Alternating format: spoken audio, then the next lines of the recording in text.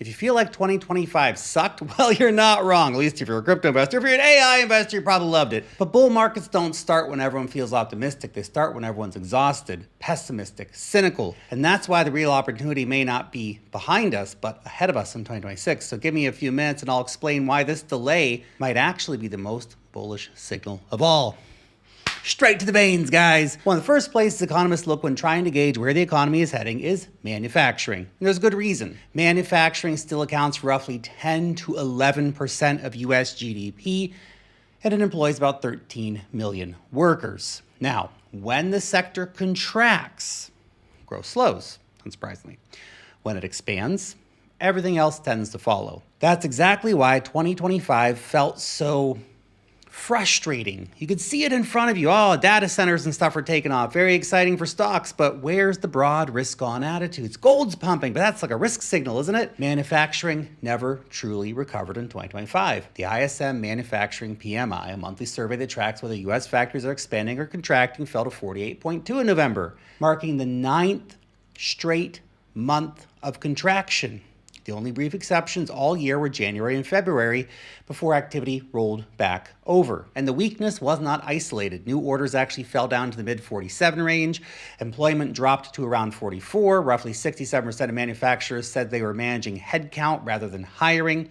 Even the ISM noted that more than half of manufacturing-related GDP was still contracting. That's not an economy accelerating. And the AI boom has kind of plastered over these cracks. The economy has kind of been stuck in neutral for a while. While 2025 was defined by contraction in the manufacturing sector, the capital commitments being made in AI, in particular, point to a very different 2026. Institutions, corporations, and policymakers are already positioning for a rebound in U.S. manufacturing. But what is the catalyst? Of course, it's AI. It's AI. It's obvious AI. What else would it be? But not the way most people think about it. U.S. data center capital expenditures expected to keep accelerating through 2026 and 2027. That's a whole lot of buildings that are going to need to be built, a whole lot of chips. A whole lot of chips need to be moved from point A to point B.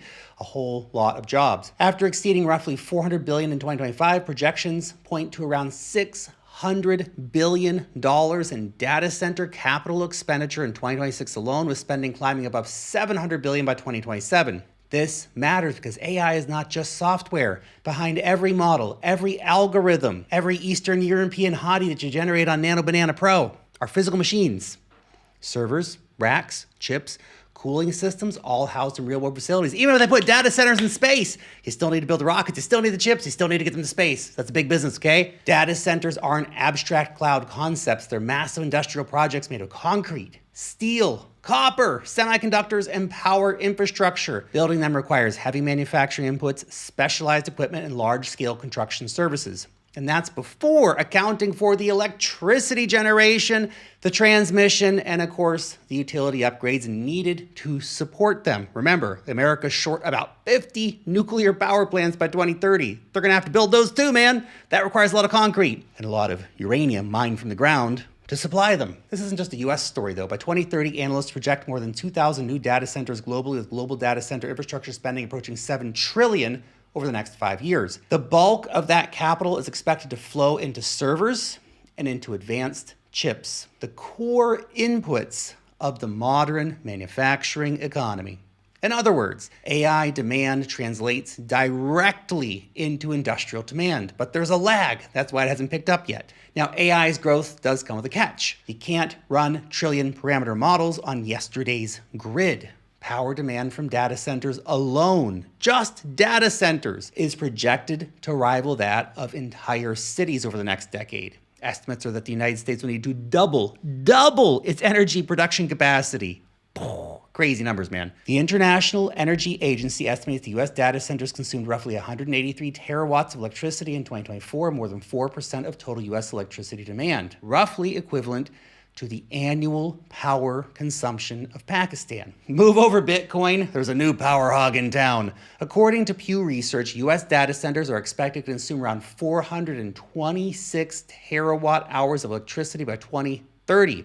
And this is where the manufacturing feedback loop starts to kick in, because power plants, transmission lines, grid upgrades, these things don't just happen overnight. They take weeks, months, sometimes years to get everything laid out, built, constructed. It's a big job, and there's going to be a lot of money made in that process. Now, before we get into the rest of this conversation, it's very interesting, so I do hope you stick around, guys. If you ever feel like you're going through investing alone and you need help, you need a community behind you, we got you covered. It's called The Inner Circle. It's my private Discord. You can talk with me, my team, and our highly engaged community of traders and investors. Plus, when you sign up, you're going to get access to our trading course. It's a $299 value. You get it for free. Okay. You're also going to get weekly altcoin deep cut dives. So you see those hot altcoins trending. Are they BS or is there actually something there? We're going to break it down for you. No BS, no holds barred. Okay. Weekly stock reports on high growth plays, AI, tech, robotics, energy, and more. Regular trading setups. Okay. These are actionable ideas in crypto, in stocks, and in metals. Okay. We're looking at markets, finding where the opportunities are. We're doing exclusive AMAs, private community calls that you can be a part of. Plus our token sniffer bot and macro signals and much more. The value is absolutely insane for $50 a month. Link down below. You can get a 7-day free trial. So if after 7 days you think it's not for you, no worries. Check it out. Link down below. Thank you very much. So if the USA is serious about winning the AI race, and it seems that Donald Trump is very serious about beating China at the AI race, then it cannot allow electricity bottlenecks to cap data center growth.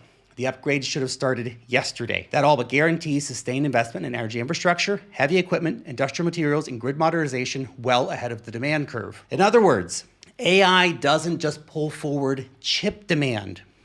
It forces long cycle industrial spending, the kind that shows up in manufacturing orders, construction activity, demand for copper, and eventually, of course, PMI expansion, right? Right? That's likely why initiatives like Trump's Genesis mission were placed under the Department of Energy. The Genesis mission, in case you forgot, is basically the Manhattan Project for AI. They're serious, okay? They're doing the same thing for robotics too. And all that's going to require chips and metals and warehouses and all kinds of stuff, okay? Advanced AI isn't constrained by code or capital. It's constrained by power availability. And energy policy becomes industrial policy by default. At the same time, Trump's trade policy is making sure more manufacturing comes back home to America. Tariffs and strategic incentives are pushing production back stateside, particularly in high-tech industries. Okay, they won't make t-shirts in America, man.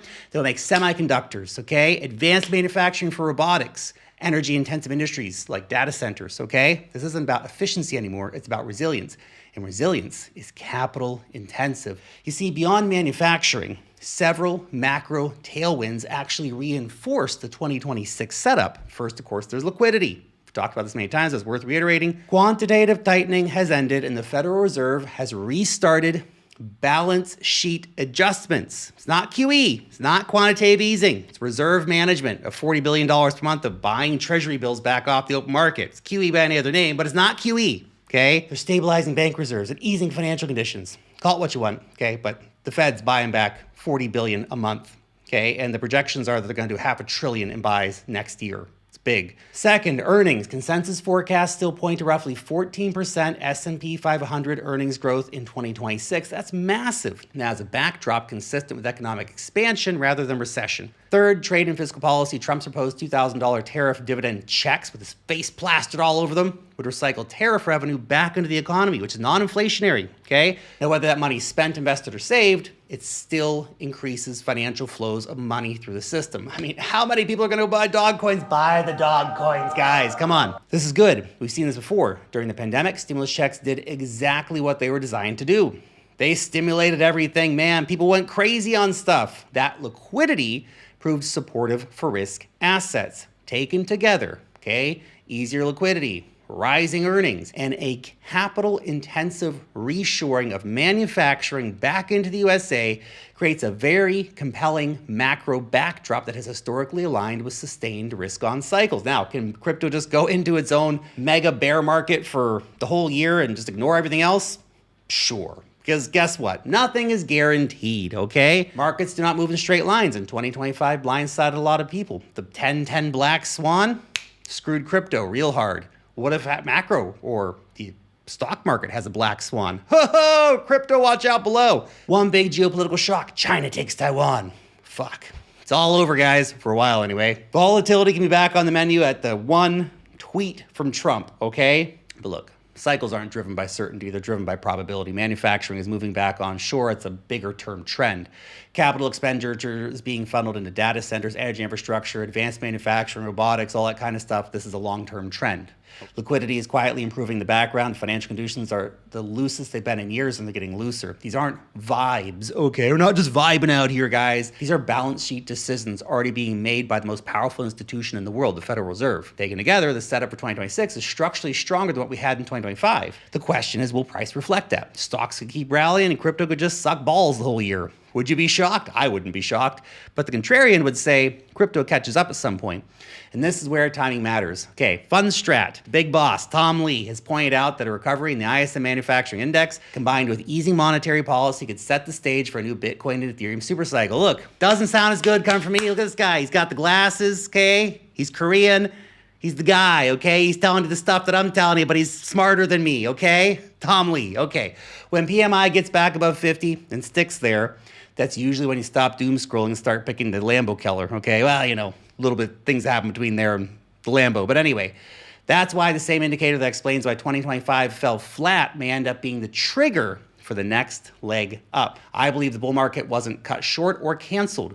It's just taking longer. The contraction in the ISM PMI for manufacturing is literally the longest on history. It's never contracted for this long before. It's why the 4-year cycle may very well be broken. And if the 4-year cycle is broken, which we'll find out over the next few months, we're either going to have a straight-on 4-year cycle, buy the dip in at 40K on BTC or 50K on BTC on October 2026, or we get a new high in the next 3 or 4 months. And it screws everything up about what you thought about the 4-year cycle, because the 4-year cycle may have never been the 4-year cycle. It may have simply been the business cycle. And the business cycle has usually taken around 4 years, but this time it's not. Thanks for watching.